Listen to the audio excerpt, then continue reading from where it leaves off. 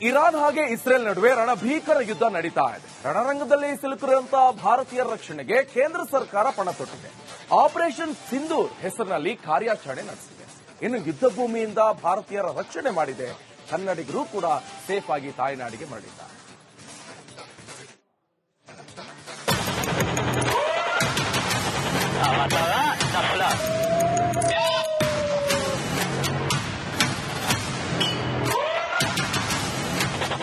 Israel Iran ಯುದ್ಧ ಮಿತಿ ಮೀರಿದೆ. ಎರಡೂ ದೇಶಗಳು ತಮ್ಮನ್ನ ತಾವು ನಾಶ ಮಾಡಿಕೊಳ್ಳುವ ಹಂತಕ್ಕೆ ತಲುಪಿವೆ. ಕ್ಷಿಪಣಿಗಳು ಸಿಡಿತಾ ಇದೆ, ನಾಗರಿಕರ ಹೆಣಗಳು ಬೀಳ್ತಿವೆ. ಎರಡೂ ದೇಶಗಳ ಜನರು ಜೀವ ಕೈಯಲ್ಲಿ ಹಿಡಿದು ಬದುಕುತ್ತಿದ್ದಾರೆ. ಇಸ್ರೇಲ್ ಇರಾನ್ನಲ್ಲಿ ಸಿಲುಕಿರುವ ಭಾರತೀಯರ ರಕ್ಷಣೆ ಭರದಿಂದ ಸಾಗಿದೆ. ಕೇಂದ್ರ ಸರ್ಕಾರದಿಂದ ಆಪರೇಷನ್ ಸಿಂಧು. ಇರಾನ್ನಿಂದ 110 ಭಾರತೀಯರು ತಾಯ್ನಾಡಿಗೆ. ಸಂತೋಷ. ತಾಯ್ನಾಡಿಗೆ ಬಂದಿಳಿದ ಸಂತೋಷ. ಯುದ್ಧ ಭೂಮಿಯಿಂದ ಬದುಕಿ ಬಂದ ನಿಟ್ಟುಸಿರು. ಇವರೆಲ್ಲ ಇರಾನ್ ಯುದ್ಧ ಭೂಮಿಯಿಂದ ಭಾರತಕ್ಕೆ ಸೇಫ್ ಆಗಿ ಬಂದಿರೋ ವಿದ್ಯಾರ್ಥಿಗಳು.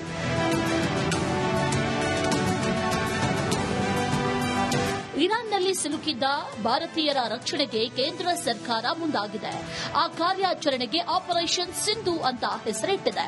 ಇದರ ಭಾಗವಾಗಿ ನಿನ್ನೆ ತಡರಾತ್ರಿ ಯುದ್ಧಭೂಮಿ ಇರಾನ್ನಿಂದ 110 ವಿದ್ಯಾರ್ಥಿಗಳು ದೆಹಲಿಗೆ ಬಂದಿಳಿದಿದ್ದಾರೆ.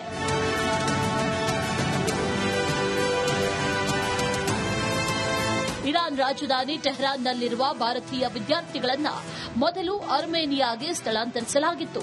ಬಳಿಕ ಅಲ್ಲಿಂದ 110 ಭಾರತೀಯ ವಿದ್ಯಾರ್ಥಿಗಳನ್ನು ಇರಾನ್ನಲ್ಲಿರುವ ಭಾರತೀಯ ರಾಯಭಾರ ಕಚೇರಿಯ ನೆರವಿನೊಂದಿಗೆ ತಾಯ್ನಾಡಿಗೆ ಕರೆತರಲಾಯಿತು. ದೆಹಲಿಯ ಇಂದಿರಾ ಗಾಂಧಿ ಅಂತಾರಾಷ್ಟೀಯ ವಿಮಾನ ನಿಲ್ದಾಣಕ್ಕೆ ಕರೆತರಲಾಯಿತು. 110 ಮಂದಿ ಪೈಕಿ 90ಕ್ಕೂ ಹೆಚ್ಚು ವಿದ್ಯಾರ್ಥಿಗಳು ಕಾಶ್ಮೀರದವರು.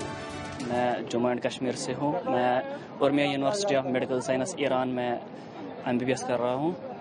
5th year last year student हूँ.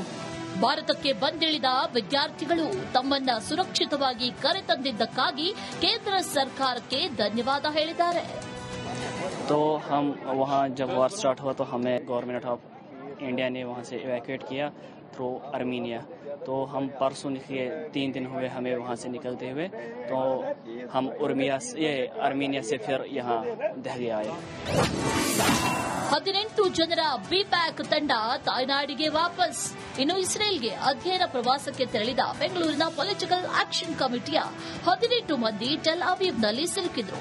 ಆ ಬಳಿಕ ಇಸ್ರೇಲ್ನಿಂದ ಕುವೈತ್ ತೆರಳಿ ಕುವೈತ್ನಿಂದ ಮುಂಬೈ ತಲುಪಿದ್ದ ಕನ್ನಡಿಗರು ಇಂದು ಸಂಜೆ ದೇವನಹಳ್ಳಿಯ ಕೆಂಪೇಗೌಡ ಏರ್ಪೋರ್ಟ್ಗೆ ಸುರಕ್ಷಿತವಾಗಿ ಬಂದಿಳಿದಿದ್ದಾರೆ. ವಿತಿನ್ ಸೆಕೆಂಡ್ಸ್ ಒಂದು ಅಟ್ಲೀಸ್ಟ್ ಒಂದು 4-5 ಆಗಿದ್ದಾವೆ. ತುಂಬಾ ಹತ್ರದಲ್ಲೇ. ಎಷ್ಟು ಹತ್ರ ಅಂತ ಹೇಳಿದ್ರೆ ವಿತಿನ್ 5 ಮಿನಿಟ್ಸ್ ಅವ್ರ ಆಂಬ್ಯುಲೆನ್ಸ್ ಬಂದ್ಬಿಡ್ತಾರೆ.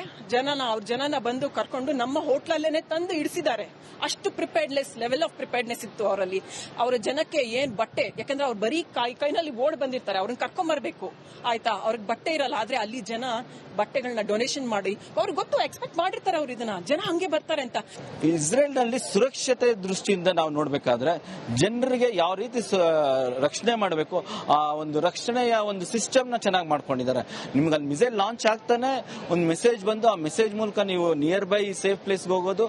ಅಲ್ಲಿಂದ ಸೈರನ್ ಬಂದ್ರೆ ಬಂಕರ್ಗೆ ಹೋಗ್ಬೇಕು. ಬಂಕರ್ ಅಲ್ಲಿ ಈ ಆಪರೇಷನ್ ನಡೆಯೋವರೆಗೂ ಬಂಕರ್ ಅಲ್ಲಿ ಇರಬೇಕು. ಒಂದ್ಸತಿ ಅದು ಡಿಸ್ಮ್ಯಾಂಟಲ್ ಆಗಿದ ತಕ್ಷಣ ಮತ್ತೆ ತಾವು ಹೋಗಿ ನಿಮ್ಮ ನಾರ್ಮಲ್ ಜೀವನ ನಡೆಸೋದು. ಈ ರೀತಿಯ ವ್ಯವಸ್ಥೆ ಇದೆ. 600 ಭಾರತೀಯರು ಮಶಾದ್ಗೆ ಸ್ಥಳಾಂತರ. ಇರಾನ್ ಕೋಮ್ ನಗರದಿಂದ ಸುಮಾರು 600 ಭಾರತೀಯ ವಿದ್ಯಾರ್ಥಿಗಳನ್ನ ಮಶಾದ್ಗೆ ಸ್ಥಳಾಂತರಿಸಲಾಗಿದೆ. ಅಷ್ಟು ಭಾರತೀಯರನ್ನ ಕೋಮ್ನಿಂದ ದೆಹಲಿಗೆ ಕರೆತರಲಾಗುತ್ತೆ.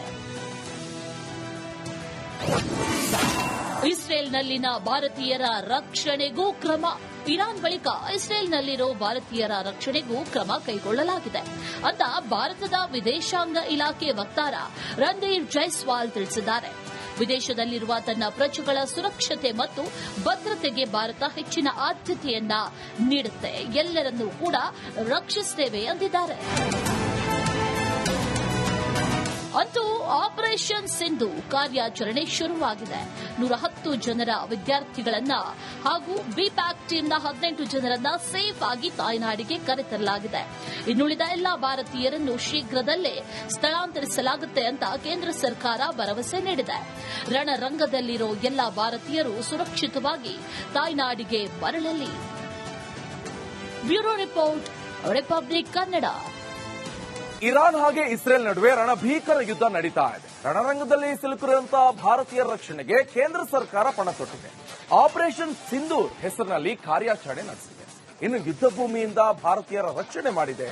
ಕನ್ನಡಿಗರು ಕೂಡ ಸೇಫ್ ಆಗಿ ತಾಯ್ನಾಡಿಗೆ ಮರಳಿದ್ದಾರೆ.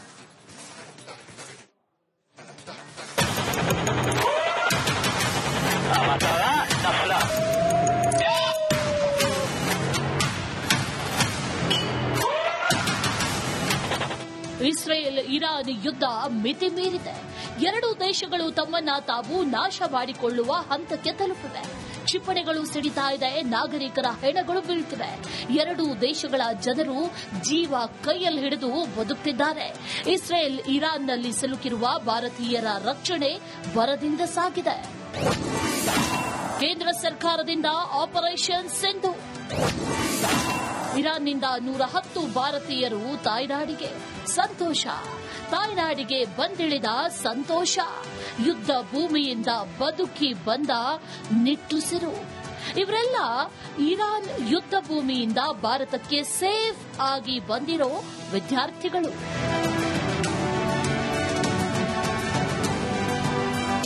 ಇರಾನ್ನಲ್ಲಿ ಸಿಲುಕಿದ್ದ ಭಾರತೀಯರ ರಕ್ಷಣೆಗೆ ಕೇಂದ್ರ ಸರ್ಕಾರ ಮುಂದಾಗಿದೆ.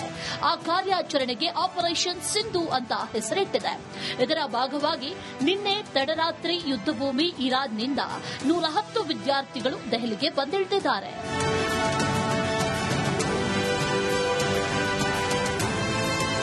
ಇರಾನ್ ರಾಜಧಾನಿ ಟೆಹರಾನ್ನಲ್ಲಿರುವ ಭಾರತೀಯ ವಿದ್ಯಾರ್ಥಿಗಳನ್ನು ಮೊದಲು ಅರ್ಮೇನಿಯಾಗೆ ಸ್ಥಳಾಂತರಿಸಲಾಗಿತ್ತು. ಬಳಿಕ ಅಲ್ಲಿಂದ 110 ಭಾರತೀಯ ವಿದ್ಯಾರ್ಥಿಗಳನ್ನು ಇರಾನ್ನಲ್ಲಿರುವ ಭಾರತೀಯ ರಾಯಭಾರ ಕಚೇರಿಯ ನೆರವಿನೊಂದಿಗೆ ತಾಯ್ನಾಡಿಗೆ ಕರೆತರಲಾಯಿತು. ದೆಹಲಿಯ ಇಂದಿರಾ ಗಾಂಧಿ ಅಂತಾರಾಷ್ಟೀಯ ವಿಮಾನ ನಿಲ್ದಾಣಕ್ಕೆ ಕರೆತರಲಾಯಿತು. 110 ಮಂದಿ ಪೈಕಿ 90ಕ್ಕೂ ಹೆಚ್ಚು ವಿದ್ಯಾರ್ಥಿಗಳು ಕಾಶ್ಮೀರದವರು.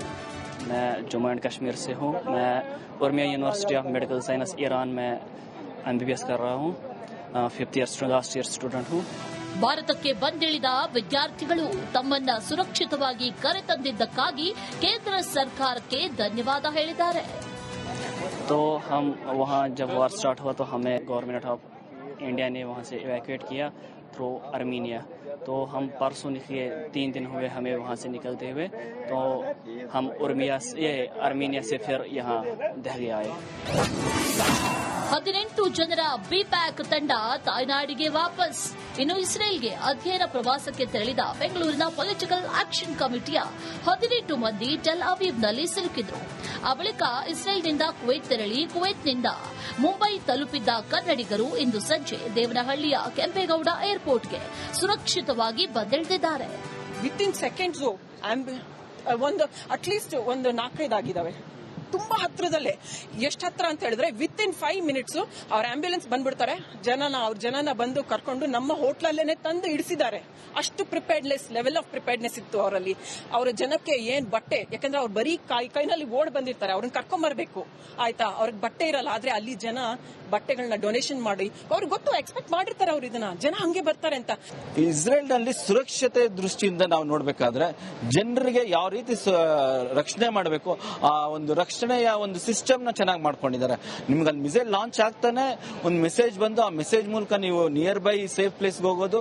ಅಲ್ಲಿಂದ ಸೈಲೆಂಟ್ ಬಂದ್ರೆ ಬಂಕರ್ಗೆ ಹೋಗ್ಬೇಕು. ಬಂಕರ್ ಅಲ್ಲಿ ಈ ಆಪರೇಷನ್ ನಡೆಯೋವರೆಗೂ ಬಂಕರ್ ಅಲ್ಲಿ ಇರಬೇಕು. ಒಂದ್ಸತಿ ಅದು ಡಿಸ್ಮ್ಯಾಂಟಲ್ ಆಗಿದ ತಕ್ಷಣ ಮತ್ತೆ ತಾವು ಹೋಗಿ ನಿಮ್ಮ ನಾರ್ಮಲ್ ಜೀವನ ನಡೆಸೋದು. ಈ ರೀತಿಯ ವ್ಯವಸ್ಥೆ ಇದೆ. 600 ಭಾರತೀಯರು ಮಶಾದ್ಗೆ ಸ್ಥಳಾಂತರ. ಇರಾನ್ ಕೋಮ್ ನಗರದಿಂದ ಸುಮಾರು 600 ಭಾರತೀಯ ವಿದ್ಯಾರ್ಥಿಗಳನ್ನ ಮಶಾದ್ಗೆ ಸ್ಥಳಾಂತರಿಸಲಾಗಿದೆ. ಅಷ್ಟು ಭಾರತೀಯರನ್ನ ಕೋಮ್ನಿಂದ ದೆಹಲಿಗೆ ಕರೆತರಲಾಗುತ್ತೆ. ಇಸ್ರೇಲ್ನಲ್ಲಿನ ಭಾರತೀಯರ ರಕ್ಷಣೆಗೂ ಕ್ರಮ. ಇರಾನ್ ಬಳಿಕ ಇಸ್ರೇಲ್ನಲ್ಲಿರೋ ಭಾರತೀಯರ ರಕ್ಷಣೆಗೂ ಕ್ರಮ ಕೈಗೊಳ್ಳಲಾಗಿದೆ ಅಂತ ಭಾರತದ ವಿದೇಶಾಂಗ ಇಲಾಖೆ ವಕ್ತಾರ ರಣಧೀರ್ ಜೈಸ್ವಾಲ್ ತಿಳಿಸಿದ್ದಾರೆ. ವಿದೇಶದಲ್ಲಿರುವ ತನ್ನ ಪ್ರಜೆಗಳ ಸುರಕ್ಷತೆ ಮತ್ತು ಭದ್ರತೆಗೆ ಭಾರತ ಹೆಚ್ಚಿನ ಆದ್ಯತೆಯನ್ನ ನೀಡುತ್ತೆ, ಎಲ್ಲರನ್ನೂ ಕೂಡ ರಕ್ಷಿಸುತ್ತೇವೆ ಎಂದಿದ್ದಾರೆ. ಅಂತೂ ಆಪರೇಷನ್ ಸಿಂಧು ಕಾರ್ಯಾಚರಣೆ ಶುರುವಾಗಿದೆ. 110 ಜನರ ವಿದ್ಯಾರ್ಥಿಗಳನ್ನ ಹಾಗೂ ಬಿಪ್ಯಾಕ್ ಟೀಮ್ನ 18 ಜನರನ್ನ ಸೇಫ್ ಆಗಿ ತಾಯ್ನಾಡಿಗೆ ಕರೆತರಲಾಗಿದೆ. ಇನ್ನುಳಿದ ಎಲ್ಲಾ ಭಾರತೀಯರನ್ನು ಶೀಘ್ರದಲ್ಲೇ ಸ್ಥಳಾಂತರಿಸಲಾಗುತ್ತೆ ಅಂತ ಕೇಂದ್ರ ಸರ್ಕಾರ ಭರವಸೆ ನೀಡಿದೆ. ರಣರಂಗದಲ್ಲಿರೋ ಎಲ್ಲಾ ಭಾರತೀಯರು ಸುರಕ್ಷಿತವಾಗಿ ತಾಯ್ನಾಡಿಗೆ ಮರಳಲಿ. Bureau report, Republic Kannada.